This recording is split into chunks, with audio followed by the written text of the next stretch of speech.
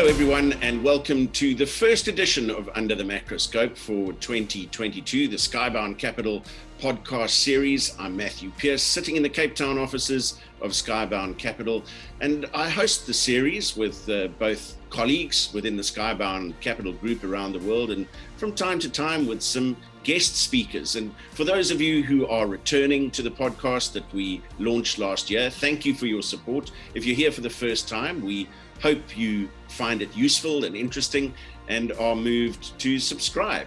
But one thing we took very seriously was some of the feedback we got in 2021. We launched a podcast series in the middle of a global pandemic, and we do enjoy feedback because like many others in this space, we were sort of feeling our way. So one of the things we'd like to do is encourage you to interact with either me as the host or our guest, which will change from time to time, and to ask questions that may crop up as we discuss the various topics. Now, my first guest for 2022 is well known to followers of the podcast, Skybound Capital's chief strategist based in the London office, Jabir. And for those who were subscribing and listening in last year, there are some topics on today's podcast which are going to seem quite familiar, because for much of last year, Jabir took the opportunity to warn us of the inflationary effects that were going to come through towards the latter stages of last year and into this. And a related topic is how leveraged the world finds itself right now, and the combination of those two things. And it would be remiss of us to start a podcast series in 2022 without mentioning COVID, the way that governments are handling it globally, and what our route out of the pandemic may be. So lots to discuss coming up. Jabir, great to have you on. So I've said you're going to sound like you may be repeating yourself, but I suppose you can afford to look and sound a little bit smug, because everything you predicted around global inflation is coming home to roost, and it is on everybody's lips. Thanks, Matt. Yeah, I mean, certainly almost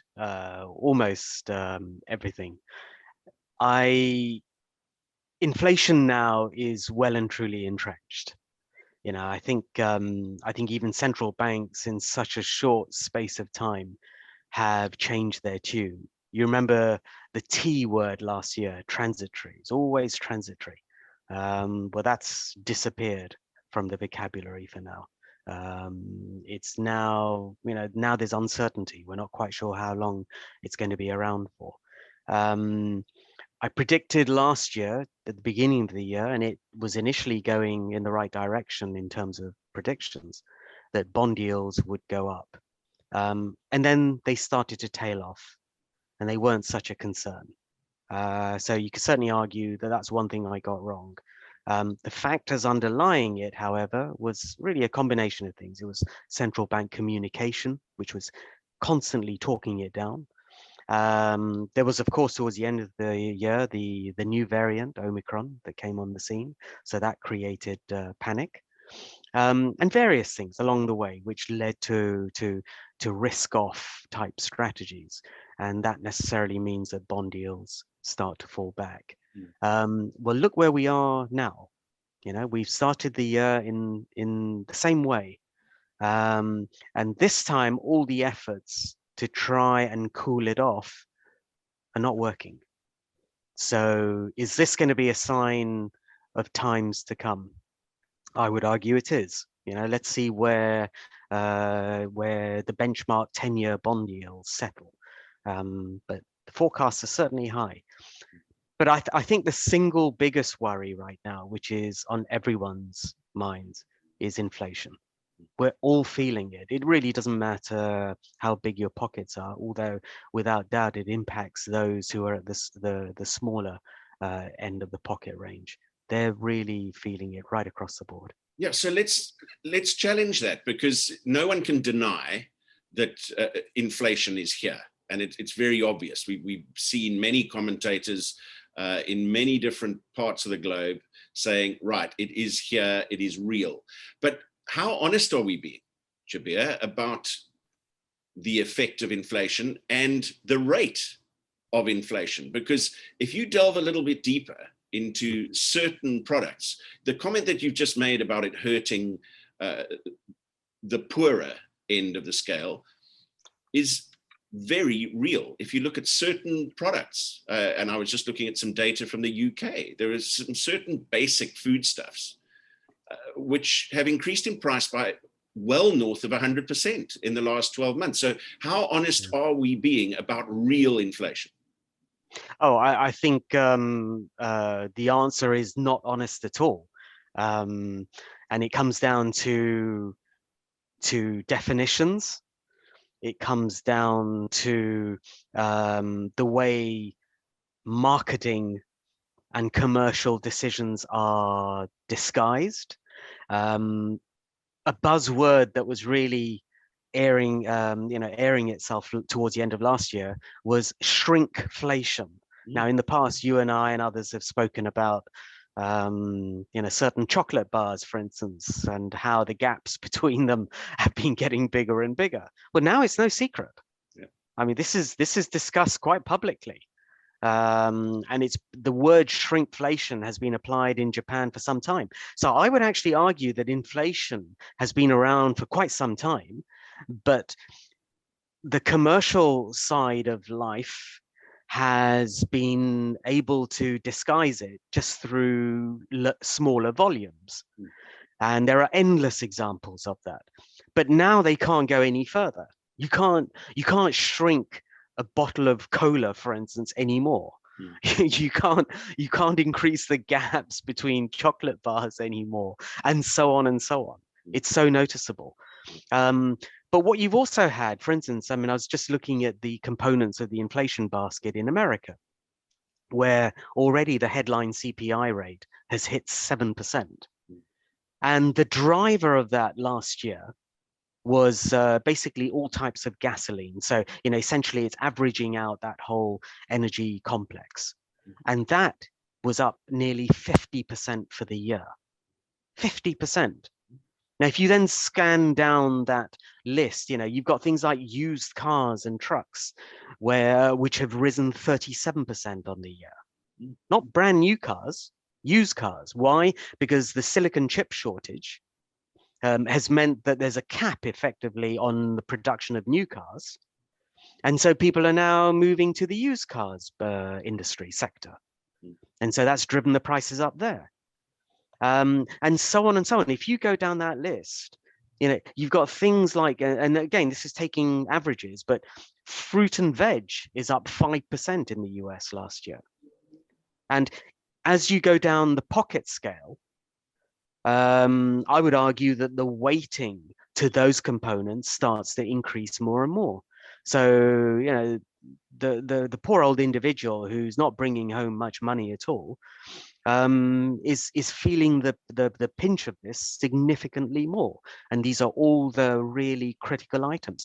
And by the way, there's more to come through, especially if you look at things like shelter costs, rental costs. They typically have a 12 to 18 month time lag. And we're only 6 months in. Very close to home for you in the UK, energy prices. That's right, absolutely. So there's another one. So in the UK, we have actually now several measures of inflation. You've got the core CPI, the headline CPI, the harmonized CPI, which tries to get all CPIs on a common footing. But we've always traditionally had one called the RPI, the Retail's Price Index. It's being debated that, that's on its way out. And that one's skewed more to housing. And that one is already north of 7%. I think it's around 7.3 or 7.4% year on year. But it's very convenient that that's not really talked about. And you're quite right. Energy costs here are set to just rocket. They're speaking of rises in the order of £800 to £900 per annum. I mean, that's around £70 a month. What are people supposed to do with that? Yeah, it's coming home to roost in a big way. Now, added to that, and I hate to be the prophet of doom and gloom, because we are going to get to some possible solutions, but add to the inflation effect, a recent graph that I saw that was posted by a former banker for whom I have the utmost respect. He says, I fear that the world is more leveraged than it ever has been, and that the rate rises that are inevitably coming are going to be painfully felt, and more painfully than ever before. That's absolutely true, and that's when when people talk about the impending debt explosion, this is exactly what they mean. This is the dilemma that central banks have. So, for instance, in certain parts of the world, particularly the US, also here in the UK, the mortgage market. So let's take household debt, which is overwhelmingly driven by mortgage debt. That is directly correlated to the bond markets and particularly to rates, interest rates. So we have over here in the UK something called tracker mortgages. So as soon as base rates go up, those mortgage rates go up. And in the US, it's highly correlated to the long bond market, particularly the 25 and 30 year, especially the 30 year. And that's been rising. So that impacts people's mortgages, especially if it's a floating rate mortgage. If you manage to fix it when it was low, then well done, because then hopefully you fixed it for 2, 3, or 5 years. And that helps with your cash flow. So from a household level, that really helps with the cash planning. But that's at an individual personal level. So of course, yes, if rates start to go up, there's an immediate impact. And then at a sovereign level, we have governments around the world, emerging and non-emerging, that are heavily indebted. And when they go out to the market to fund their financing, through open market operations, to fund their projects, they have to do so at prevailing rates. And if the expectation in the market is that, no, there's more risk attached to this now because we see greater risk the longer end of the curve, then people will want a higher yield to compensate them for holding it. And you then have to wonder, well, how will governments fund this? Especially since COVID, but not just because of that. It existed even before, pre-COVID. Many countries were running deficits. Now they're running even bigger deficits. So at the very least, they have to cut back what's otherwise known as quantitative tightening from a monetary point of view, as well as fiscal tightening. If you look at good old fiscal economics, they have to rein in the spending in order to make sure they don't print more debt. So this is a real issue now, because if yields start to go up, it's going to cost the government more to service that debt. And with the mountain of debt that we have, which runs into trillions, it's something that's on the minds of central bankers every day. That's why they're still trying to talk down front-end rates. Now, I suspect it's on your mind most of the time as well. So by the power vested in me, Jabir, I appoint you as chief executive of the global financial system. I mean, what are you thinking? What are the solutions here? Okay, so the solutions at a sovereign national level is that you do now have to start reining in your spending. You've got to start taking very prudent decisions, because debt is like a bathtub. It's a strange analogy, but it really is like a bathtub. The taps represent the amount of new debt that's being produced every year. And if those taps are full open, then that means you are piling on the debt. The bathtub itself is the total debt in the system. The first thing you've got to do is to close those taps and get the thing under control. And you have to control spending. And I think that's got to be the first key task. The second is, where you do implement spending, you've got to make sure that it's going to generate growth. That's so important as well. So in other words, it must be investing for the future. And we're living in a world now where that whole globalization theme is somewhat under attack. I mean, it actually, I believe, started even before Donald Trump came on the scene. But although it is largely associated with him for, I think, what are the wrong reasons. But there's more isolationism that's creeping into the system now. And what that will do is to foster reshoring. Manufacturing will increasingly start to come home. And that will happen through incentives, government incentives, to bring it back home. And at non-sovereign, more personal level, do we need to see a decrease in consumerism and a mindset in people to, shall we say, live below their means and not to their means? No, I think, well, there's a combination of two things here. Obviously, people need to be sensible about their spending plans. So they've got to look at their own personal balance sheets. I don't see any difference between personal balance sheets and corporate balance sheets, as well as government balance sheets. We've all got to look at life in the same way. And where they can make cuts, they must. But this is where it comes back to the inflation argument, because what's unique and where I don't think there's any magic to this. There's no incredible science here. I remember last year just looking, as I think one should do, to see what periods in the past are similar to what we're going through today. And you see it actually in relative abundance in the 1960s. Now, the mistake that a lot of people have made, I think, is that they've looked at the rise in energy costs and they've associated it with the 1970s. That's wrong. I actually don't subscribe to the view that it's going to play out like the 1970s, which was driven very much by, for instance, the Arab-Israeli War. But if you look at the decade before that, in the 1960s, you had inflation in the order of 3 to 6 or 4 to 7% range. And I think that's going to be the new paradigm now. I think that's for some years at least, until such time as, let's say, technology manages to take over again, which it will, through labor-saving devices. So for the governments, it's a dilemma, because you have such an acute shortage of labor out there. The bargaining power now lies with employees, not with employers. There was an announcement by Germany just this morning, I believe, whereby they need to recruit more skilled labor from overseas to the tune of, I believe the figure is something like 400,000, because otherwise they believe their economy is going to be under serious threat. They won't be able to grow. So they're going to have to go out shopping there for better people, for skilled people. Well, skilled people cost more.